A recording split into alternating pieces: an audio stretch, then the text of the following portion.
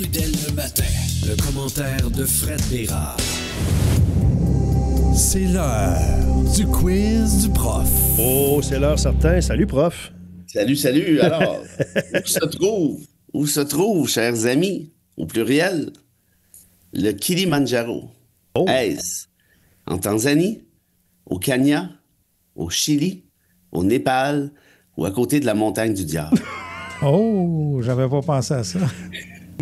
C'était mieux de ne pas y penser. Je vais chercher ça quand je vais aller à la montagne du diable. On va dire peut-être que c'est prêt. Kilimandjaro, ça serait où, ça?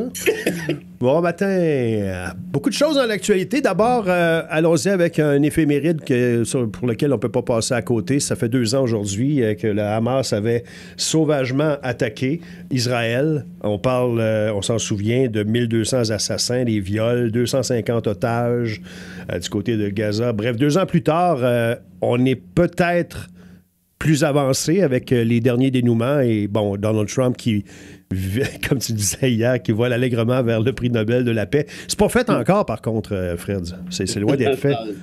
Il n'y a plus rien qui m'étonne. Non, je sais bien, mais... Attendons de voir. Ouais. Moi, je le donnerais plus à André Léonard, mais ça, c'est juste moi. Hein. C'est ça. Bon. Mais on parle de la paix, pas de l'épée. Ah, il y a ça, par exemple. Il était facile, excusez. Tabarouette. Mais arrête de l'insulter, là, ces Yankees vont se faire éliminer. Ça, En plus, Ouais, tu c'est sais, là, vrai. t'en rajoutes une couche, là. Ouais. Mais moi, je suis plus excité par le retour de la saison de hockey. Ben, t'es bien beau. Ça te regarde. Les sujets vont aller... Ils vont faire du chemin matin, je le sens.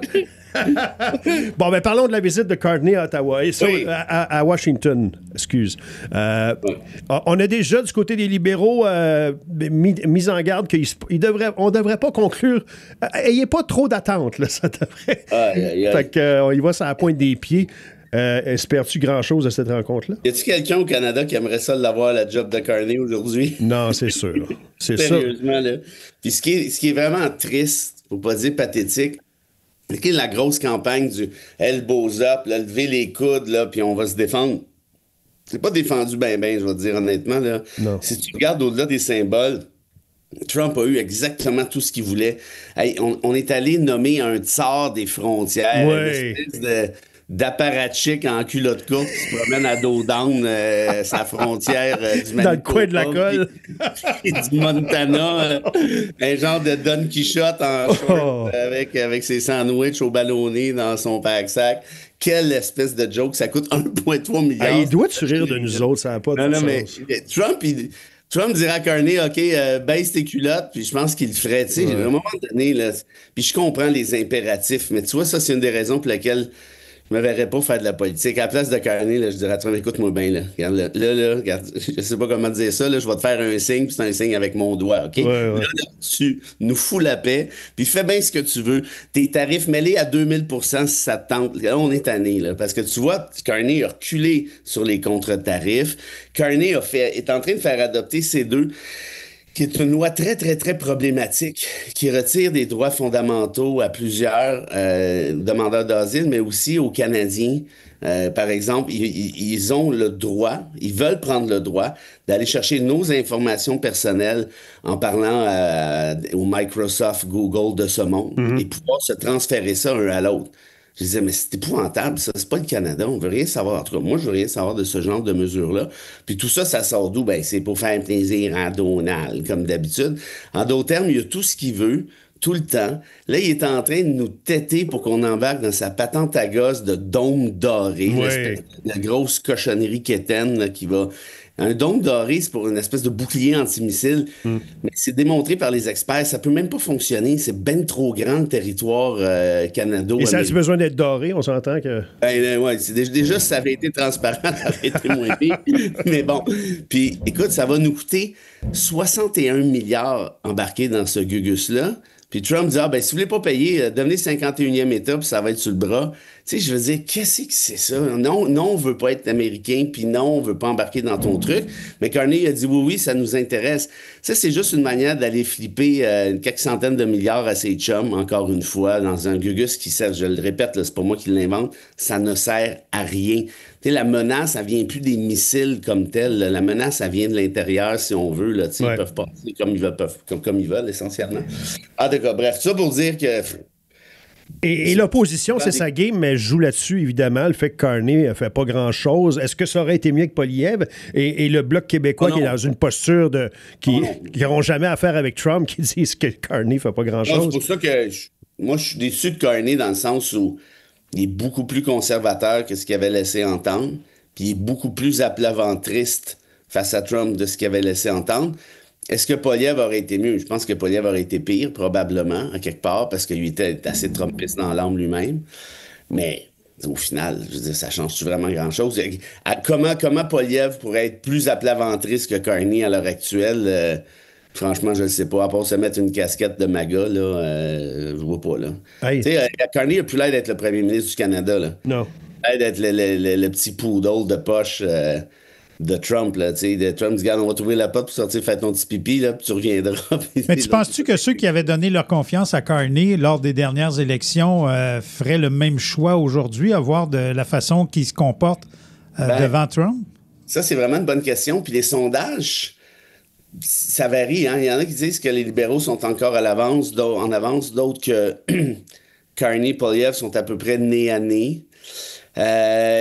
Puis je le répète, j'ai de la difficulté à critiquer Carney de manière sévère parce que on est dans une situation inédite. Hein. On n'a jamais vu ça, une espèce de gros bully de cours d'école comme ça qui donne des claques à la gueule à tout le monde.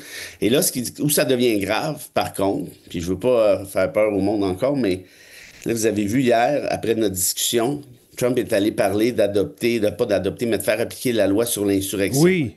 Qui est une vieille loi de 1807, si ma mémoire est bonne, qui permet au président américain d'envoyer des militaires, pas juste la garde nationale, mais des militaires en bonne et due forme. La garde nationale, c'est un petit peu comme la coche en dessous, c'est comme la réserve à quelque part.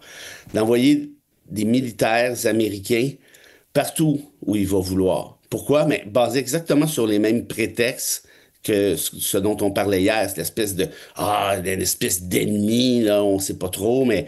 Et d'ailleurs, pour ceux que ça intéresse, mon texte en nouveau ce matin, c'est là-dessus. Sur l'ennemi intérieur, oui. C'est l'ennemi intérieur, et ce que je dis, puis je pense que je donne des exemples pertinents, que vous en jugerez, ceux qui le lisent, mais c'est que Trump réapplique les tactiques du Troisième Reich. Les tactiques d'Hitler, les tactiques nazies. Carl Schmitt, qui était un grand penseur nazi, grand dans le mauvais sens du terme, avait dit l'important en politique, c'est de se créer un ennemi. Or, qu'est-ce que fait Trump actuellement? Ben, ils disent que les villes démocrates sont à feu et à sang, alors que les tribunaux disent, ben non, c'est pas ça qu'on a vu en preuve, pas du tout. Et là, tu vois, Stephen Miller, on en parlait hier, dit que c'est une insurrection légale. Puis là, donc, c'est dans ce cadre-là que Trump dit, j'envoie l'armée un peu partout. Pourquoi il va faire ça? Ben, il va prendre le contrôle des villes démocrates. Par la suite, je vous dis, il va suspendre la Constitution, il va se patenter une autre excuse, genre les Chinois sont venus voler des bonbons à Maison-Blanche ou un truc du genre. Et il va aussi éviter les élections du midterm en 2026, élections qu'il perdrait probablement au moment où on se parle, et probablement aussi éviter les élections présidentielles par la suite pour pouvoir s'accrocher au pouvoir. En d'autres termes, ce qui est en train de se passer aux États-Unis, c'est excessivement grave. C'est la chute de la démocratie. Il en manque de moins en moins. Ça se déroule sous nos yeux. Moi, je vous dirais, à Noël, c'est fini. Tant qu'à moi, je suis pas mal convaincu. Il faut que ça soit accepté, que ça passe, mais on s'en... Il fait passer n'importe quoi. Ouais, OK. Un coup d'État, non, la loi est déjà adoptée. Il n'y a pas besoin de la faire réadopter. Il peut la mettre en application. C'est un pouvoir qui est dévolu au président, mais dans des circonstances archi-exceptionnelles. Parce que tu niaises pas avec ça. Tu commences pas à envoyer l'armée pour un oui, pour un non. Et là où il y a un problème, c'est que si ça fonctionne bien, son affaire, puis qu'il est sur sa lancée, ça se pourrait très bien qu'il décide de faire ce qu'il voulait faire. Il nous achalait avec ça, tu te rappelles, février, mars, avril. C'est-à-dire débarquer au Canada, saisir les Grands Lacs, puis merci, bonsoir. Il y a quand même une certaine forme de résistance dans les villes démocrates où ils envoient l'armée. Le Portland, Chicago, disent qu'ils ne veulent pas se laisser faire. Là. On va voir ce que ça va donner. Là. Non, tu as bien raison, mais le problème avec ça, c'est quand on parle de guerre civile, tu vas faire quoi? Tu vas sortir dans le rue avec ton slingshot, tu vas avoir 3 tanks d'en face, tu vas mourir, ça va prendre 2 secondes. Donc bref, c'est ça le problème avec des dictatures qui se mettent en place. Quand tu as le contrôle de l'armée, tu peux faire ce que tu veux. La population est à armes inégales. Et d'ailleurs, c'est ce qu'il dit, hein, les manifestants qui manifestent contre le ICE, les buildings fédéraux et tout le tralala. Oui, mais ils sont 14 avec une crème glacée. Là, je veux dire, tu peux aller leur tirer dessus toujours. Et d'ailleurs, c'est ça qu'ils ont fait à Chicago. Ils ont tiré sur une dame qui s'est ramassée à l'hôpital. Ouais. Ils sont devenus de plus en plus violents. Mais le combat est parfaitement inégal, par la force des choses. OK. Faut payer ton salaire, Fred. On va Ouais, je comprends donc. Puis on va connaître la peine. Souvenez-vous, il y a 4 ans, ce qui se passait en février, où on était. Il y a un verdict qui va être rendu aujourd'hui, une peine qui va être attribuée à quelqu'un qui a été un acteur, une actrice très importante pendant la fameuse, comment on l'appelait, le siège des camionneurs à Ottawa. On revient. La liquidation hautaire de Fred Bérard. Il vous reste quelques minutes à peine. N'oubliez pas que l'enjeu, c'est lavage de votre véhicule qui vaut 100 $ du côté de chez Honda Mont-Laurier, 825-255-9909. Où se trouve le Kilimanjaro, était la question. Il y avait un choix de réponse, mais il fallait être là. Fait que, sinon, vous savez quoi faire. Fred, c'est aujourd'hui qu'on va connaître la peine de Tamara Litch, ta bonne amie, dans le dossier des camionneurs il y a 4 ans, et aussi Chris Barber, donc 2 acteurs importants, des organisateurs carrément du convoi des camionneurs il y a 4 ans. T'as suivi ça un petit peu ou t'es passé à autre chose, ça fait longtemps, toi? Hein? Le moins je n'entends parler de ces 2 gorlots-là, le mieux je me porte. Il y a quand même des défenseurs de ces gens-là. Elle mérite pas ça, puis c'était pour la liberté, puis... Non, je sais que tu veux pas aller là, c'est correct. Ça m'intéresse pas. Je vais être bien honnête, là. Qui rende la décision que la gang de Poilievre et Duhem nous disent que c'est bien écœurant, là, bon, puis ça va durer 24 heures, mettons, puis après ça, on passe à d'autres choses, idéalement. OK. Ça serait le fun de parler de hockey demain. Oui. C'est la saison du Canadien qui commence.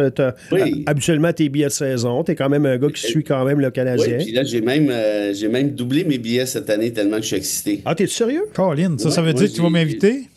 Écoute, ça fait longtemps que je t'invite, mais là, il faut trouver une place pour coucher après, c'est compliqué. Ah, regarde, s'il reste ça, une place pour coucher, là, m'arrange. Avec les cochons et les chiens, ça y est. Oui.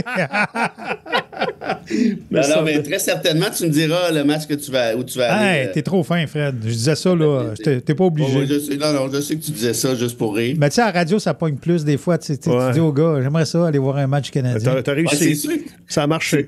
C'est sûr que lancer des lignes de même à la radio, ça pogne tout le temps. D'ailleurs, la Fondation va revenir dans quelques mois. Oui, OK. Hey, 3e édition. Il te reste 3 mois pour faire ton chèque, André. Parfait. Oui, ça va être la 3e édition Quand même. Oui, c'est cool. Oui. Hey, avant de se quitter, ça se passait en 1970. On lisait le manifeste assez cassé en pleine crise d'octobre. Et le lendemain, c'était Gaétan Montreuil qui en faisait de même à la télé de Radio-Canada. Oui. Suite à l'enlèvement de James Richard Cross. Rémi Popol Lagarcette. Toi, ça te fascine, ce bout-là de l'histoire, hein? Bourassa, le serein des Cimards, Trudeau, la tapette. Ah oui, ça te fascine, ce bout-là, c'est clair. Non, c'était wow. Le Jean Drapeau, le chien. Ah non, c'était de toute beauté, ça. C'était aïe. Et le camp. Quel moment dans l'histoire du Québec, pas nécessairement pour le mieux. Non. Mais ça a marqué les esprits à juste titre. C'est drôle, hein, parce qu'on parlait justement de la loi sur l'insurrection. Oui. Aux États-Unis. J'ai pensé à ça quand tu as...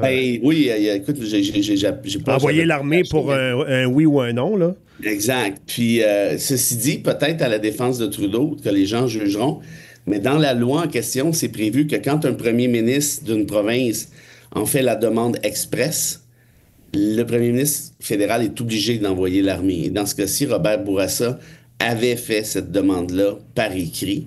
L'histoire juge Trudeau, je pense, à juste titre, mais ce serait bien d'inclure Bourassa aussi, que c'est lui qui a parti le bal, essentiellement. Alors, le Kilimanjaro ne se trouve pas en banlieue de la Montagne du Diable, André? Malheureusement pas. Non, c'est la Tanzanie et bravo, c'est bien ça, vérification auprès du prof, oui. Absolument. Puis le Kilimanjaro, il faut savoir que c'est la montagne, la plus importante montagne, non seulement en Afrique, mais dans le monde. La montagne la plus élevée à partir du niveau de la mer. Et la Tanzanie est un petit pays d'Afrique de l'Est, vraiment à l'extrémité.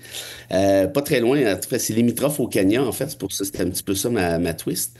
Et il y a des endroits pour visiter des animaux, mais apparemment que ce sont des paradis terrestres. Moi, j'en ai vu en Afrique du Sud.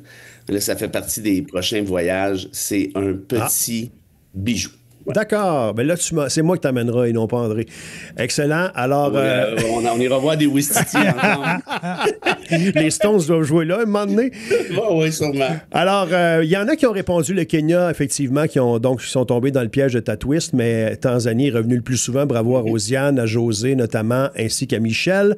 On reprend ça demain et là-dessus, on te souhaite une bonne journée, mon cher Fred. Juste dire, tapez sur Google Tanzanie animaux. Regardez ça. Vous allez voir, c'est à pleurer de joie et de beauté. À demain. Salut, Fred. Allô? Le commentaire